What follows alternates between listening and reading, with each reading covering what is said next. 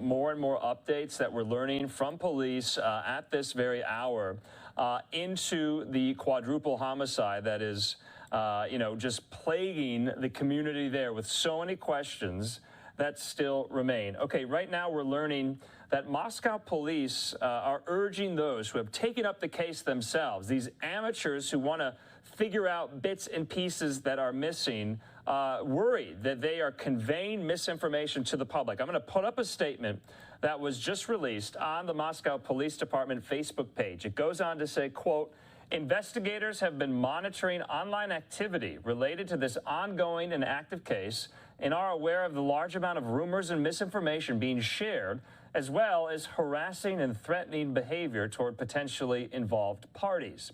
Anyone engaging in threats or harassment, whether in person, online, or otherwise, needs to understand that they could be subjecting themselves to criminal charges. That is significant. Now, what is customary in cases like these that are unsolved, people take it up upon themselves online to figure out missing pieces, gaps in information, oftentimes that delve into conspiracy theories. The police are very cognizant of this, going so far as to say those who are spreading this could be potentially subject to criminal charges. Okay, in the meantime, we want to hear from the Moscow police chief, James Fry, who today issued this video statement regarding another piece of information we got a couple of days ago.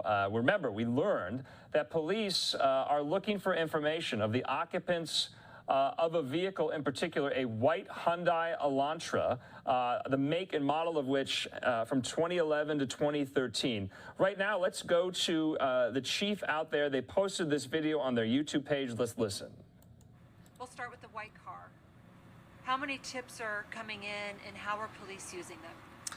We've had an amazing amount of tips come in on the white car. We appreciate everybody's help that has been sending in those tips, and investigators are vetting those, and they're following up on those, and the response has been very great. We appreciate all the help from across the nation and our community.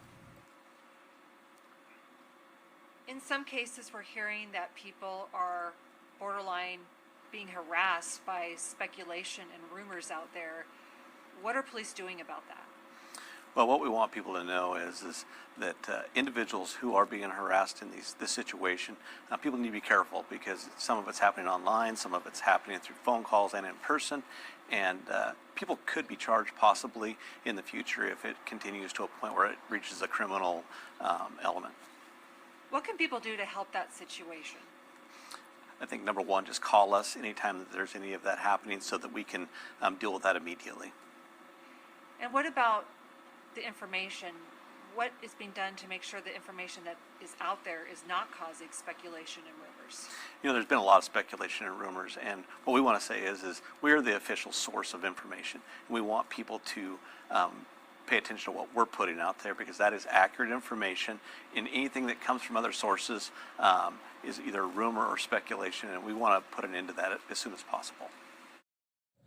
Okay, Chief Fry there, as a reporter, I believe, was asking some of those questions about that statement I just read out. So they're very vigilant about this, about what's going on online, in person, saying that, parties involved in this case are being harassed and are subject to harassment, and they want it to stop. So interesting development in this case. They also said they got a number of tips already about putting out that information about looking for the occupants of that white Hyundai Elantra. So we're going to have to stay on top of this case. It's moving very slowly, much to the dismay of so many of these grieving parents who lost their child to these stabbings, those 4 innocent University of Idaho students who were stabbed to death in their sleep very early of the morning of November the 13th. So we'll stay on top of it here on Live Now from Fox. I know there's generated interest in this case.